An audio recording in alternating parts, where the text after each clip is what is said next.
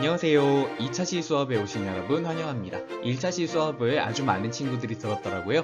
2차 시 수업도 놓치지 말고 들으면서 노트와 연필 가지고 선생님이 하고 있는 내용 생각해보면서 같이 따라가 보도록 하겠습니다. 자, 준비됐으면 갈게요.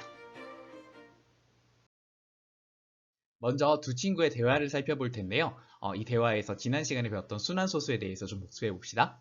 병준아, 순환소수 0.643, 643, 643을 간단히 나타내면 이렇지. 아니야, 예시야. 순환마디의 양끝에 숫자 위에 점을 찍어 땡땡땡으로 나타내. 자, 두 친구가 바깥에 앉아서 수학 얘기를 하고 있는데 아주 바람직하죠? 예지가 말했던 부분을 읽기는 좀 그래서 이렇게 나타내 봤는데 예지의 표현을 잘 보면 병준이가 어떤 점을 지적하고 있는지 잘 봐보세요. 순환마디의 양 끝에 숫자에다가 점을 찍어야 되죠? 근데 예지는 가운데에다도 찍었네요. 자, 그럼 병준이가 어떻게 찍어야 된다고 할지 한번 채워볼까요? 바로 이렇게 4에는 점을 찍지 않겠죠? 자, 다음에 하나 더 그림을 보면서 확인해 보겠습니다. 예시야. 순환소수 9.3이고 3이고 3이고.를 간단히 나타내면 이렇지. 아니야, 병준아. 순환마디는 일정하게 디플이 되는 소수점 아래의 한 부분이야. 따라서 간단히 나타내면 땡땡땡이지. 자, 두 사람의 대화를 또 들어봤는데요. 이번에는 병준이가 뭔가를 잘못했어요. 예지가 말했던 걸 잘 보면 병준이가 순환마디를 잘못 찾았다는 걸 알겠죠? 그럼 여러분이 생각하기에 순환마디는 무엇인가요? 잘 보면 순환마디는 3, 2, 9라고 하는 부분이 순환마디예요. 병준이가 표현한 거는 소수점 위에 있는 숫자 9부터 쳤죠. 그래서 병준이는 최대한 절약해서 표현하고 싶었던 것 같아요. 하지만 지금 절약하는 게 중요한 게 아니고 약속대로 표현하는 게 중요하죠. 그래서 우리는 어떻게 표현할 것이냐? 순환마디를 집어넣고 예지가 이렇게 표현해야 된다고 알려줬어요. 9점, 순환마디 3, 2, 9 이렇게 읽어야 된다는 거 읽는 방법까지 잊어버리지 말고 체크합시다. 알겠죠? 자, 이렇게 해서 복습은 끝났습니다. 오늘 배울 내용 간단히 소개하겠습니다. 우리 지난 시간에 분수를 소수로 고쳐서 표현하는 방법 충분히 연습해봤죠? 이제 유리수라고 하는 1학년 때 배웠던 개념에서 유한소수로 나타낼 수 있는 것과 없는 것을 구분해서 살펴보도록 할게요. 우리가 이걸 배우고 나면 유리수의 구조에 대해서 좀 더 잘 이해할 수 있을 거예요. 그리고 나서 이번 단원 연습 문제를 같이 풀어보도록 하겠습니다. 자, 준비됐나요? 다음 단계로 넘어가 보도록 하겠습니다.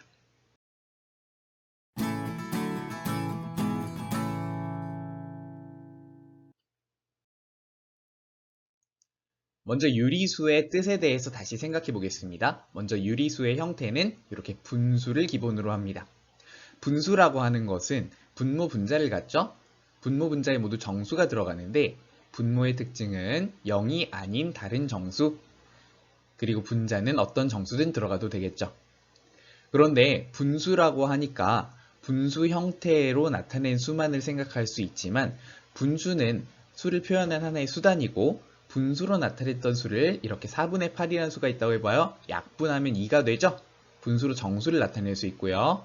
마이너스 5분의 3이라고 하는 이런 수는 이 자체로도 유리수지만 마이너스 0.6이라고 하는 유한소수, 음의 유리수를 표현하는 데 사용할 수 있어요. 지난 시간에 다뤄봤던 것처럼 3분의 1 같은 수는 나눗셈을 거치면 0.333 이렇게 나타나는 순환소수를 표현할 수 있고요. 따라서 3분의 1이라고 하는 이런 유리수는 0.333 이런 순환소수, 그리고 유리수의 하나를 표현해주는 방법이구나를 알 수 있어요. 마찬가지 7분의 1이라고 하는 유리수가 있을 때 소수로 표현하면 0.142857, 142857 이런 순환소수가 돼요. 이렇게 분수와 소수는 유리수를 두 가지 표현하는 방법이라고 할 수 있어요. 그럼 정수는 어떡하냐? 정수도 유한소수의 하나로 보도록 하겠습니다. 그래서 정리해서 말해본다면 이래요. 마치 동전의 앞면과 뒷면이 있는 것처럼 유리수를 표현할 때는 분수로 표현할 수도 있고 소수로 표현할 수도 있어요. 이건 항상 그런 거거든요. 그래서 분수와 소수는 서로 다른 게 아니고 정수나 유리수처럼 수의 어떤 범위도 아니에요. 그냥 표현하는 방법에 불과하다. 그렇지만 그만큼 중요하다라는 것을 기억하고 넘어갔으면 좋겠습니다. 되겠죠? 그럼 이제 학습 주제로 들어가 볼게요. 유한소수를 얘기하고 싶으니까 일단 유한소수 0.3 같은 걸 살펴봅시다. 이 유한소수를 분수로 나타낸다면 바로 10분의 3으로 고칠 수 있을 거예요. 이건 쉽죠.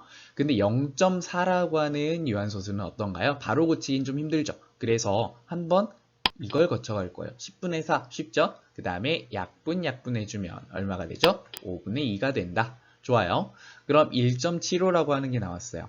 이건 조금 더 생각해야 되죠? 먼저 바로 생각할 수 있는 건 100분의 175예요. 이 둘의 최대 공약수를 찾을 수 있겠나요? 바로 25로 약분하는 거예요. 25를 이용해서 약분해주면 여기에서 4분의 7이 얻어집니다. 이것도 시간이 좀 걸리겠지만 익숙해졌으면 좋겠어요. 자, 여기까지 이미 유한소수인 것을 기약분수로 고쳐봤어요. 기약분수로 고치기 위해서 조금 과정이 있었죠? 그래서 소수에서 바로 왔다 갔다 할 수 있는 분수가 있고 그렇지 않은 분수가 있음을 생각해 볼 수 있네요. 그러면 거꾸로 기약분수에서도 소수로 왔다 갔다 하는 과정이 있겠죠? 먼저 20분의 3이라는 걸 생각해 봅시다. 바로 나눗셈을 하는 방법도 있겠지만 분수로 고쳐볼까요? 그럼 분모와 분자에 똑같이 뭘 곱해서 5를 곱해서 100분의 15. 그럼 소수로 고쳤을 때 뭐다? 0.15다. 마찬가지로 해볼까요? 25분의 7은 뭘로 고쳐야 될까요? 4를 곱해서 100분의 28. 그럼 다시 고치면 0.28이 되네요. 8분의 1 이거 외웠어야 되는데 그래도 한 번만 더 보여줄까요? 얼마를 곱한다? 125를 곱한다. 125는 5의 세제곱, 8은 2의 세제곱이었으니까. 자, 그럼 한 번 더 고치면 0.125가 되겠죠. 자, 지금까지 우리가 소수와 기약분수 사이를 왔다 갔다 해봤어요. 그런데 그 과정에서 중요한 역할을 했던 분수들이 뭐였냐면 바로 이러한 분수들이었어요. 이 분수들은 바로 소수로 고칠 수 있고 소수가 있으면 바로 이런 분수들을 얻을 수 있었어요. 정리해본다면 유한소수와 분모가 10의 거듭제곱인 분수들은 서로 친한 분수들이죠. 우리 초등학교 5학년 때 배웠던 방법이에요. 그러면 여기에서 또 생각해 볼 점은 뭐냐면 이런 분수들, 그러니까 분모가 10의 거듭제곱인 분수가 항상 우리에게 주어지는 건 아니잖아요. 그리고 그 분수인 채로 남겨두는 게 불편할 수도 있잖아요. 그럼 이런 분수인지 아닌지, 그래서 유한소수가 될 수 있는지 없는지를 어떻게 할 수 있을까? 그런 분수를 이제 이렇게 불러볼게요. 분모가 10의 거듭제곱인 분수로 바꿀 수 있는 분수다. 그럼 그런 분수의 특징은 무엇일까가 지금부터 중요해져요. 넘어가 보겠습니다. 여기 나와 있는 4개의 분수를 보세요. 이 분수들을 소수로 고치라고 하면 여러분 고칠 수 있죠. 나눗셈을 직접 하든지 여러 가지 방법을 택할 수 있을 거예요.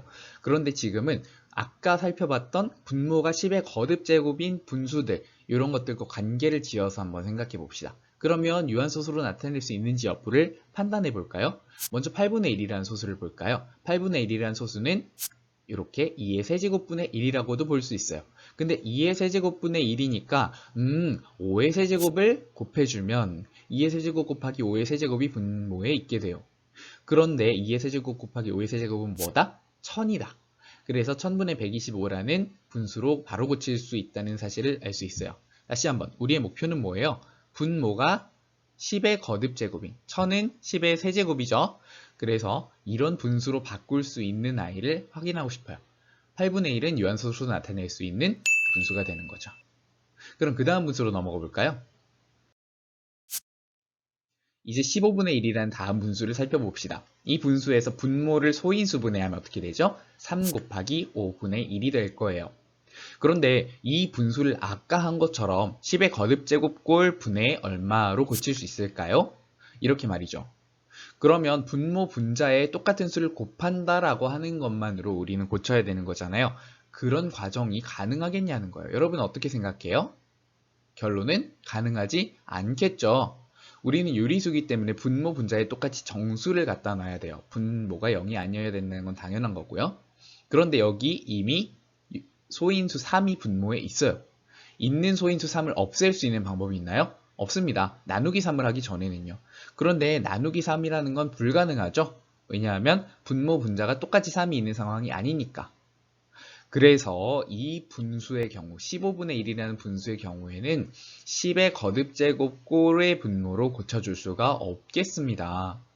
그러니까 15분의 1이라는 것은 우리가 기존에 사용했던 방법으로 생각해 봤을 때 유한소수로 나타낼 수 없음을 알 수 있죠? 초등학교 5학년에서는 이런 분수는 일부러 빼놓고 다뤘었어요. 이제는 눈으로 그냥 보면 확실히 구분할 수 있겠죠. 거기서 중요한 도구는 뭐다? 바로 소인수분해라는 도구예요. 1학년 때 배웠던 내용이죠. 이제 다음 분수들의 그 방법을 적용해 볼게요. 다음 분수는 120분의 9인데요. 바로 소인수분해로 들어가기 전에 분수를 좀 살펴볼까요? 분모 분자를 약분할 수 있어요. 얼마로? 3으로 약분할 수 있겠죠? 약분을 하면 40분의 3으로 약분이 되었습니다. 이제 기하분수예요. 분모를 소인수분해 해보니까 2의 세제곱 8 곱하기 5죠. 그래서 2의 세제곱 곱하기 5분의 3이에요. 좋아. 왜냐하면 이 분모는 2하고 5로만 이루어져 있기 때문에 5의 제곱만 곱해주면 10의 거듭제곱 꼴이 되겠어 라는 걸 생각할 수 있죠. 자, 그러면 분모 분자에 똑같이 5의 제곱을 곱해줄까요? 결과는 분모는 이렇게, 분자는 이렇게 바뀌었어요. 정리해보면 1000분의 75라는 유한소수가 돼요. 유한소수로 나타낼 수 있는 분수가 돼요. 자, 뭘 보고 알 수 있었어요? 먼저 약분을 하고 그 다음에 약분한 결과를 보고 나서 1000으로 갈 수 있겠구나를 깨달았죠. 만약에 약분을 하지 않았다면 어땠을까? 요건 중요한 문제예요. 약분을 하지 않았다면 2의 세제곱 곱하기 3 곱하기 5라는 분모를 읽었을 거예요. 그리고 3이 있기 때문에 얘는 유한소수로 나타낼 수 없어 라고 지레짐작할 수 있겠죠. 하지만 약분이 가능한 분수기 때문에 그러지 말자는 거. 여기 중요한 예제로 하나 보고 넘어갈게요.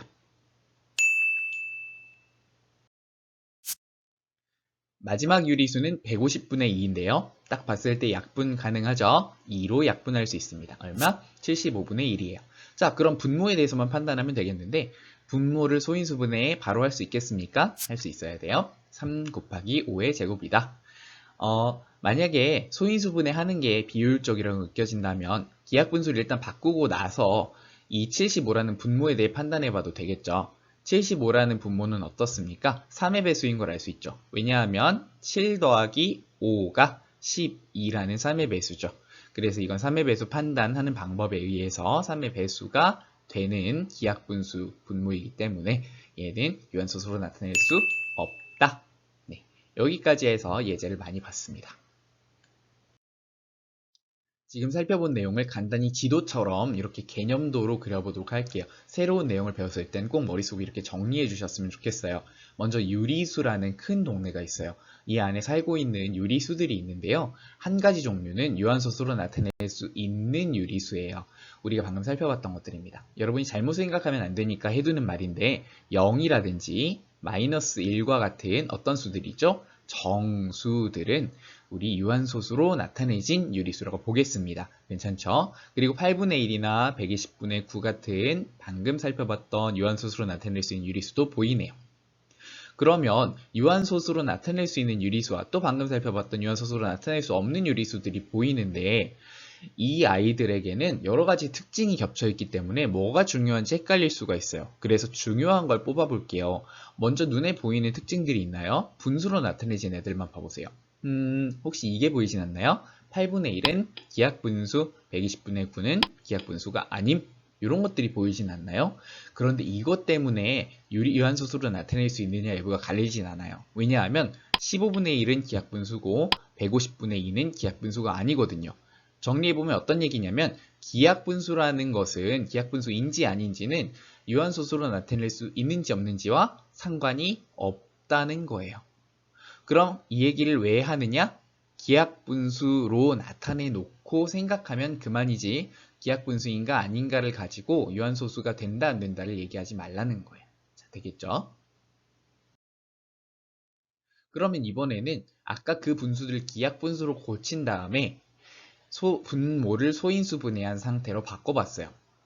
이제 유한소수로 나타낼 수 있는 유리수와 나타낼 수 없는 유리수의 차이가 보여야 돼요. 뭔지 알겠나요? 바로 뭐냐면 여기 나타나 있는 어떤 수들이 힌트예요. 우리 소인수분해 해놓고 나서 소인수분해 했을 때 거듭제곱으로 표현한다 했었죠? 요걸 뭐라고? 지수라 하고 요걸 미치라고 했었는데 그죠? 이런 미치되는 수들을 소인수분해 했을 때 미치되는 수들을 무슨 수라고 불렀다? 바로 인수라고 불렀어요. 자, 파란색 동그라미 이완소수로 나타낼 수 있는 유리수 속에 들어있는 아이들의 소인수, 분모의 소인수는 뭐뭐가 있나요? 2하고 5가 있어요. 당연한 거예요. 왜냐하면 10의 거듭제곱으로 나타내고 싶으니까 10의 소인수인 2하고 5밖에 없어야 되는 거예요. 그런데 2하고 5가 둘 다 있는 건 또 아니죠? 2만 있을 수도 있고요. 2하고 5가 둘 다 있을 수도 있고요. 5만 있을 수도 있어요. 이것도 당연해요. 그럼 유한소수로 나타낼 수 없다라고 했을 때는 결정적인 차이가 뭐냐? 2와 5가 아닌 이런 소인수들이 들어가 있다. 어디에? 분모에 들어가 있다라고 하는 게 결정적인 차이인 거예요. 그래서 우리 정리를 해본다면 유한소수로 나타낼 수 있는 유리수들의 특징은 기하분수로 나타냈을 때 분모의 소인수가 2 또는 5뿐이다. 2하고 5 둘 다일 수도 있고 어느 하나만일 수도 있다. 물론 둘 다 아닐 수도 있어요. 그런 경우엔 뭐겠어요? 정수겠죠? 이렇게까지 알아두면 되겠습니다. 자, 선생님이 구체적인 예제로부터 시작해서 설명을 했기 때문에 여러분이 그럼 어떻게 하지? 라는 게 정리가 안 될 수도 있어요. 다시 한번 살펴볼게요. 첫 번째, 분모가 10의 거듭제곱인 분수가 있다면 5학년 때 배웠던 것처럼 바로 유한소수로 고칠 수 있을 거예요. 그렇지 않다면요? 이렇게 바꿀 수 있는 분수인지 살펴봐야 돼요.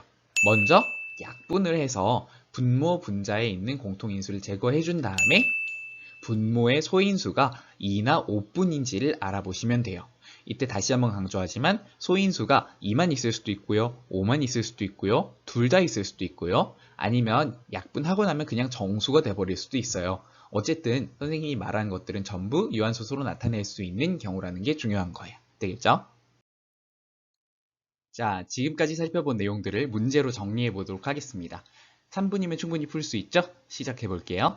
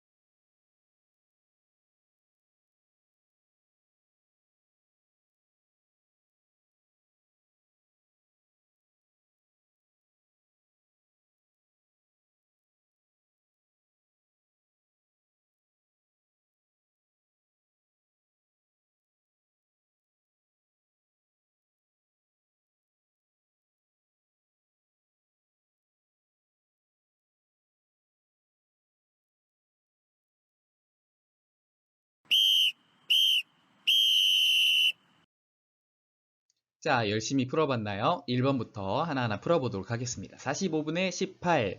여러분이 봤을 때 바로 알 수 있는 거 약분이 된다. 뭘로? 9로 약분이 되는구나. 약분해볼까요? 5분의 2다. 그러면 분모를 살펴보니까 분모가 어떻다?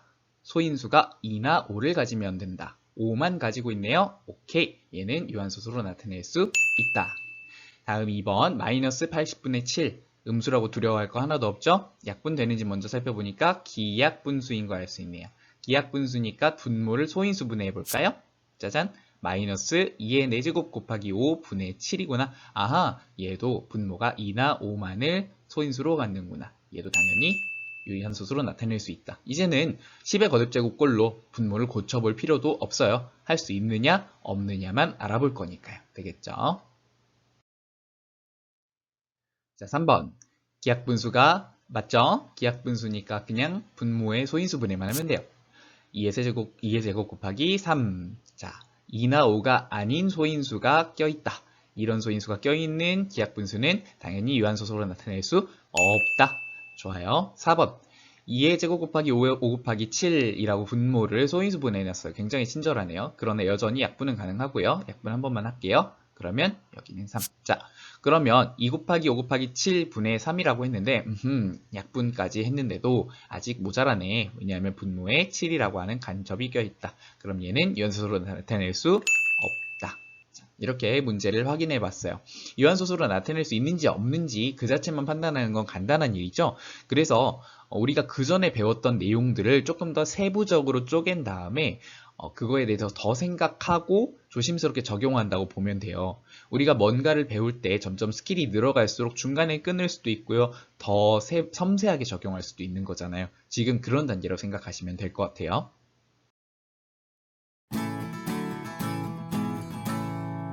좋아요. 이제 유한소수로 나타낼 수 있는지 없는지 몇 가지 조작만 간단하게 해보면 알아낼 수 있겠죠? 그런데 이제 할 수 있는 건 있는 거고 더 많은 것들을 배우기 위해서 우리가 관계에 대해서 알아볼 필요가 있어요. 무슨 얘기냐면 나중에는 유리수가 아니라 다른 것들도 배울 거고요. 우리 유리수라는 것 자체에 대해서도 자세히 알아야 돼요. 지금부터 배울 내용이 앞으로의 학습에 엄청 중요하니까 잘 들어봅시다. 먼저 아까 봤던 그림 보면서 항상 아주 중요한 거 다시 한번 강조하고 넘어갈게요. 어떤 분수든 그러니까 유한소수로 나타낼 수 있든 없든 분수를 다루기 전에 먼저 우리 뭐 해주면 좋다? 바로 약분해주면 좋다예요. 어떤 동네에 있는 분수든 얘도 기하분수가 될 수 있고 분수가 아닐 수도 있고 기하분수가 될 수 있고 아닐 수 있다예요. 그러면 요 특성만 가지고 판단할 수 없기 때문에 요 요소를 제거해주고 나서 생각해야 편하겠죠. 그래서 기하분수로 나타내야 된다는 거 우리 절대로 잊어버리지 말도록 합시다. 그러면 기하분수로 나타내고 소인수분해도 된 상태로 기하분수예요. 소인수분해도 돼 있어요. 분모 소인수분해가 중요하죠. 어쨌든 자 그러면 얘네들을 봤을 때 아까 우리가 유한소수로 나타낼 수 있는 애들 공통적으로 뭐라고 묶어봤어요? 그렇지. 분모의 소인수가 2나 5뿐이다 라고 묶었어요. 그럼 반대로 유한소수로 나타낼 수 없는 유리수들도 공통된 특징으로 묶을 수가 있죠. 쌤이 일부러 뭔가 하나 해놨어요. 잘 봐볼까요? 뭐예요? 어떤 소인수가 보여요. 얘네를 뭐라고 표현하면 좋을까요? 짜잔. 분모에 2나 5가 아닌 소인수가 있다. 이렇게 표현을 해보고 싶어요. 그래서 우리는 유한소수로 나타내는 구체적인 방법으로부터 이제 그렇게 하고 났을 때 돌이켜서 생각해보면 되는 애들은 2나 5만 있고 안 되는 애들은 2가 5가 아닌 게 있구나 라는 말로 정리해 볼 수 있겠다는 거죠. 자, 이해가 되시죠? 그럼 넘어가 볼게요. 근데 우리 지금까지 살펴본 거에서 유한소수로 나타낼 수 있다 없다 라고 해서 유한소수만 초점을 두고 생각해 봤잖아요. 근데 사실은 이 유리수들에게도 공통된 특징이 있어요. 그러니까 유한소수로 나타낼 수 없더라도 특징이 있거든요. 바로 뭘 거냐면 유한소수가 아니니까 당장 뭐예요? 무한소수예요. 근데 무한소수 중에서 어떤 것들일 거냐? 우리 무한소수에 대해 저번에 두 가지로 나눴죠. 첫째, 순환소수예요. 이런 3.333 이런 소수들이었어요. 그 밖에 어떤 거 예로 들었어요? 기억나시나요? 순환하지 않는 무한소수 0.123456789101112 이런 식으로 나갈 수 있다 했죠. 순환할 수가 없죠. 또 아주 대표적인 예 바로 파이가 있었어요. 그러면 이렇게 두 가지 부류의 무한소수가 있거든요. 유한소수로 나타낼 수 없는 유리수는 이 중에 어느 거에 들어갈까? 우리가 사실 계산해본 경험에 의하면 10중 8구 순환소수겠구나 라고 생각할 수 있어요. 그런데 여기서 중요한 건 뭐냐면 개념을 잘 잡아야 되잖아요.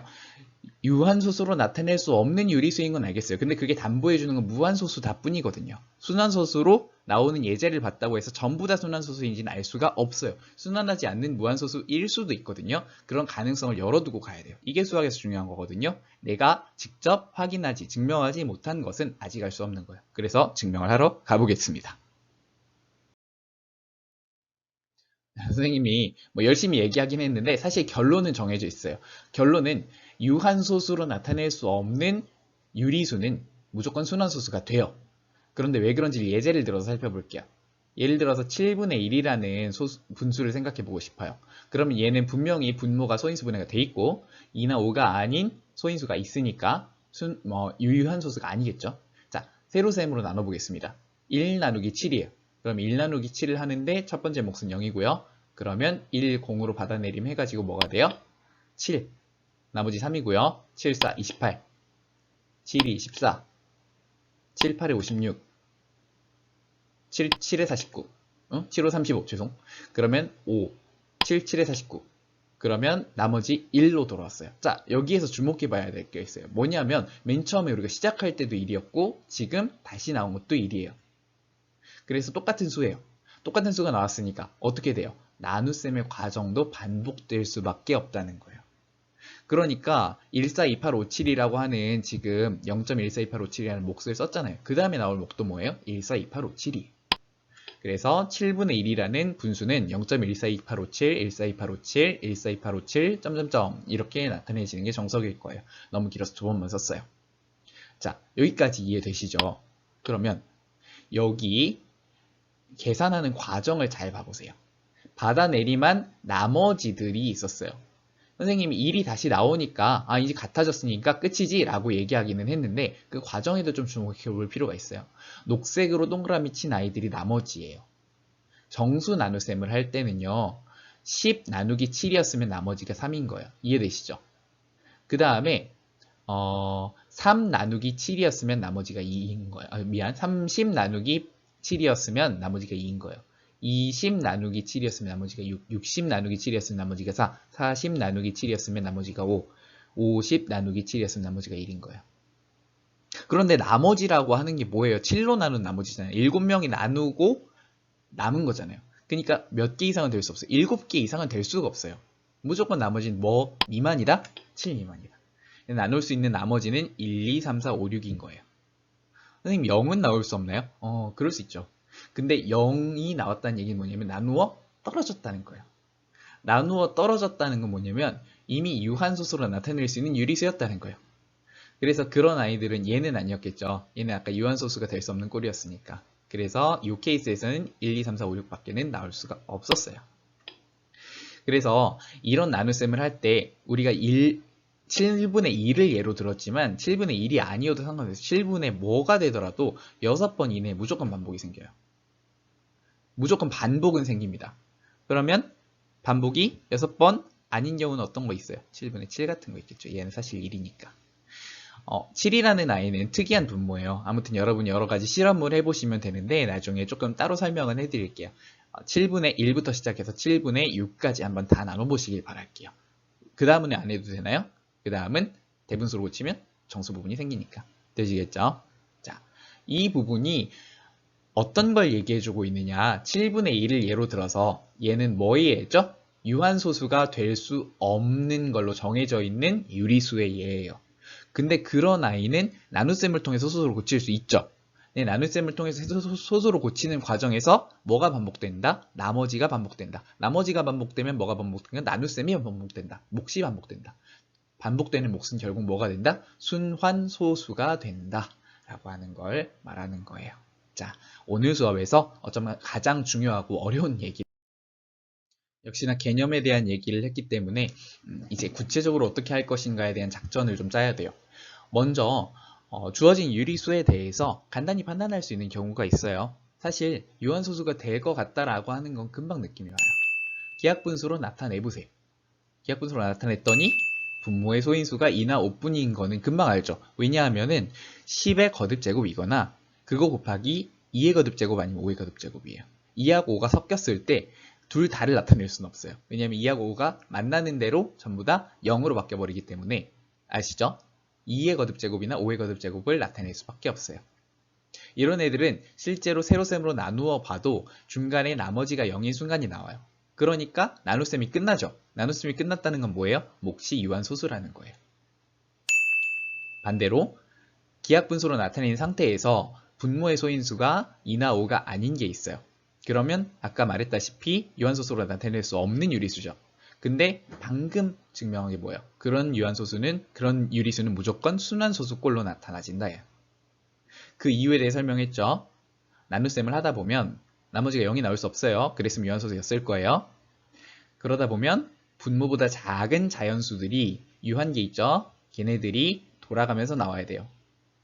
돌아가면서 나오다 보면 어때요? 반복이 생길 수밖에 없다. 이해되시죠? 그래서 정리해보면 작전은 이렇고요. 유한소수로 나타낼 수 없는 유리수도 특징이 있다. 바로 뭐냐면 순환소수다 라는 거예요. 요걸 우리가 잘 이해할 수가 있겠습니다.